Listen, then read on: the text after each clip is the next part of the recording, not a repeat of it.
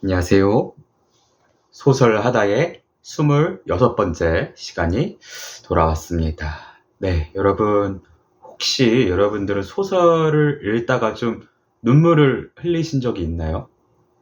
소설을 읽다가 울어보신 적?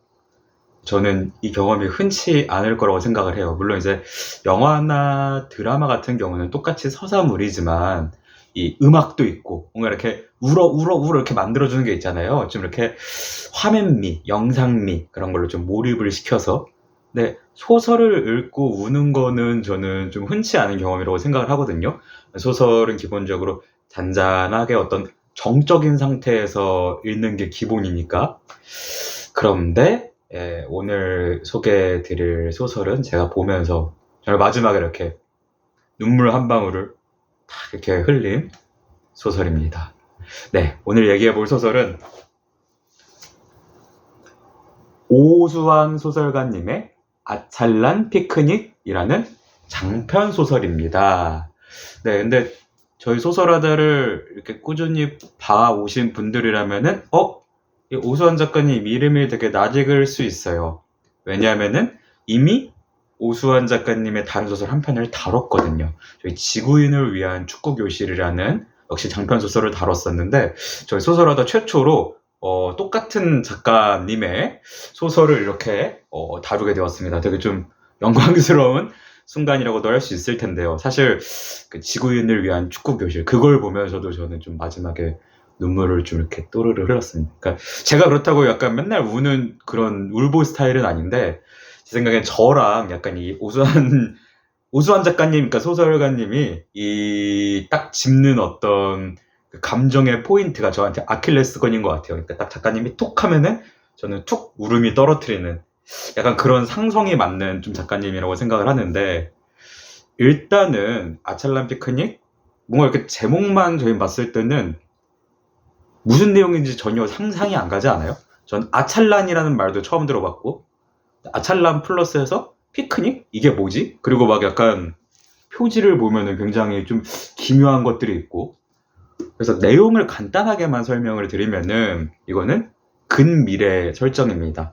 처음에 이 소설에 대한 배경이 등장을 해요. 그러니까 2099년에 큰 전쟁이 일어났고 그 전쟁 이후로 전 세계는 어떤 도시국가 형태라고 해야 되나요? 다시 재편이 되었다라는 어떻게 보면은 미래를 배경으로 했고 이들이 살고 있는 사회 모습도 지금이랑 조금 비슷하지만 또 다른 모습도 있는 그런 사회입니다. 한마디로 SF인가? 라고 바로 뭔가 이렇게 생각이 되는 그런 세계관이라고 할 수 있는데요.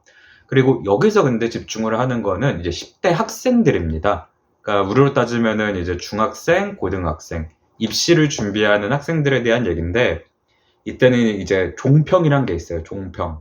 종평이 아마 종합평가인 것 같은데 공부뿐만 아니라 약간 이 사람의 평소 뭐 행실, 말투, 주위 애들이랑 어떻게 지내나 라는 것들을 이제 학교에서도 항상 카메라가 여기저기에 있어갖고 그걸 빅데이터로 반영을 하는 거죠. 그래서 이 종평이 대학을 가는데 대학 그죠? 뭔가 출세를 하고 이러는데 굉장히 중요한데 그런데 이게 SF면서도 동시에 디스토피아적인 면모가 보이는 것이 이들이 사는 어떤 도시국가, 이 아찰라라는 도시국가 안에 피라미드가 있습니다. 피라미드, 헤임이라는 피라미드. 그러니까 거기 들어가면은 어떻게 보면 성공한 인생이라고 할 수 있고 그 바깥 세계는 먼지가 굉장히 많이 불어서 거의 맑은 날을 찾아볼 수 없는. 근데 이 안에만 들어가면 그 피라미드 안에만 들어가 살게 되면은 어떻게 보면 행복한 삶이 보장되어 있다고 하는. 그래서 그런 세계관을 바탕으로 하고 굉장히 과학적인 면모가 보이는 것 같지만 전 여기서 더 재밌었던 거는 이런 판타지적인 느낌이 있는데 뭐냐면은 제가 이 스포가 안 갈 만큼만 해주면은 아찰이라는 괴물이 등장을 해요. 아찰. 여기서 묘사하는 아찰이라는 괴물은 소설에서 덩치도 엄청 크고 항상 이제 회색 코트를 입고 다니고 어두운 밤에 이제 거리를 배회하는 그런 괴물인데 털도 막 나 있고. 근데 이들이 한때는 사람이었습니다. 그러니까 한때는 사람이었던 자들이 아찰이 되는데 거의 어떻게 보면은 사회의 왜 사람이 아차리 되는가는 자세히는 안 나와요. 하지만 사회 저소득층이나 어떤 소외된 계층들이 아찰로 변하는 그런 모습들을 많이 보여주죠.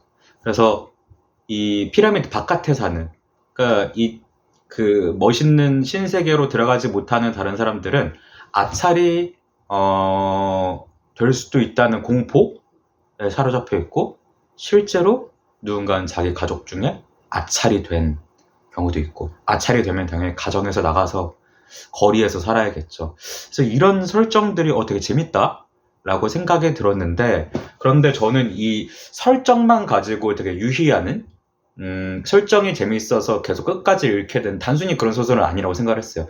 물론 설정은 재밌지만, 왜냐면 제가 여기서 매력을 느낀 가장 큰 포인트는 이 여러 명의 청소년들이 나오는데 그들의 에피소드라고 해야 될까요? 그들 입장의 서사.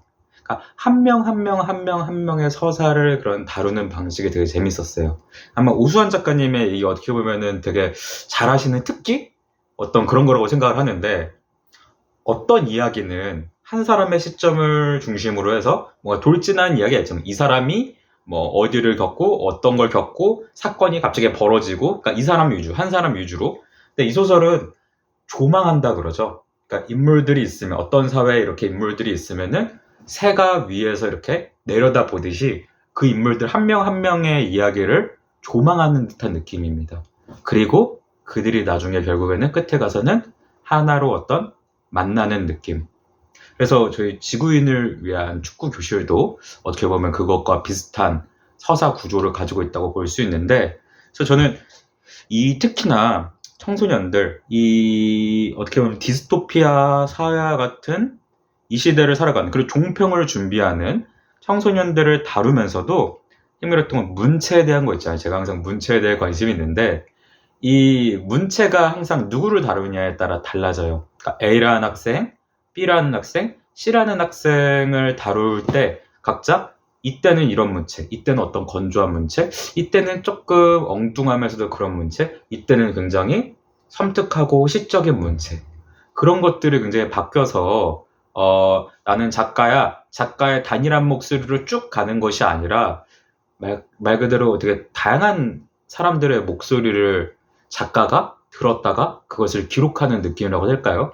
저도 요즘에 좀 소설에 대해서 생각이 드는 게, 작가 한 사람의 목소리, 물론 작가가 그거를 소설을 쓰는 겁니다만, 작가 한 사람의 목소리만이 담겨 있는 게 소설이 아니고, 소설에는 본질적으로 다성적이라고 그러죠.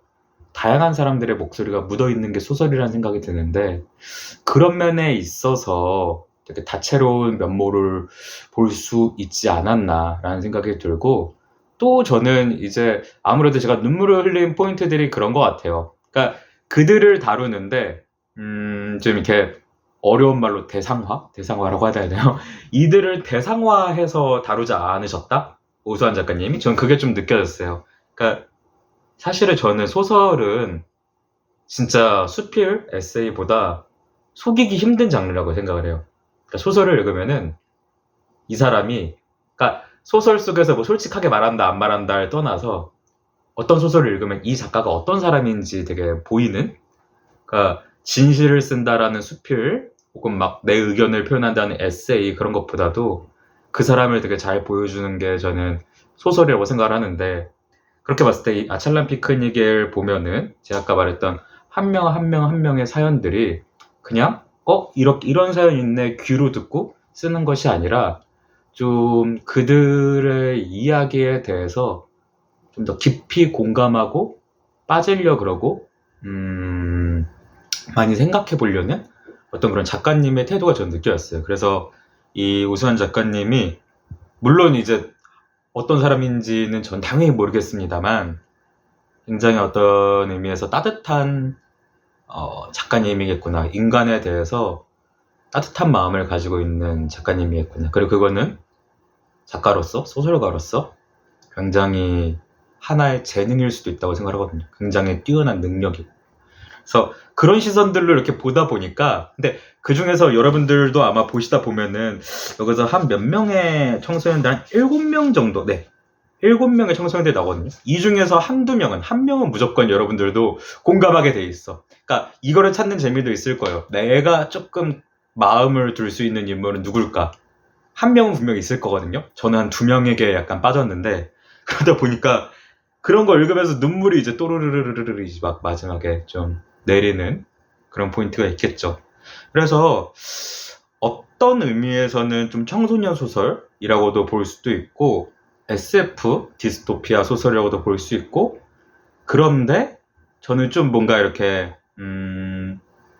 딱 어떤 장르다라고 말을 하기에는 좀 아까운 소설인 것 같아요. 왜냐면은 뭔가 어떤 장르다라면 뭔가 거기 갇히잖아요. 그렇기 때문에 한 가지 말씀드릴 수 있는 거는 사람의 마음을 어쨌든 두드릴 수 있는, 제가 울었으니까 좀 여러분들에도 좀 뭔가 와닿지 않을까요? 네, 그런 소설이라고 생각을 해서 좀 어떻게 보면은 요즘에 굉장히 쿨한 것이 미덕이 되고 감정을 가졌다는 것이 약점처럼 받아들여진다고 생각하거든요. 요즘에는 내가 누군가에 대해서 좀 감성을 가지고 감정적을 가지고 하는 것들, 그것들이 뭔가 마치 이성적 능력보다는 조금 열등하거나 혹은 약점이 되거나 제대로 된 판단을 못한다는 그런 비하적인 용어로 쓰일 때가 있다고 생각해요. 하지만 그럴 때 요즘에 인간이란 건 무엇인가?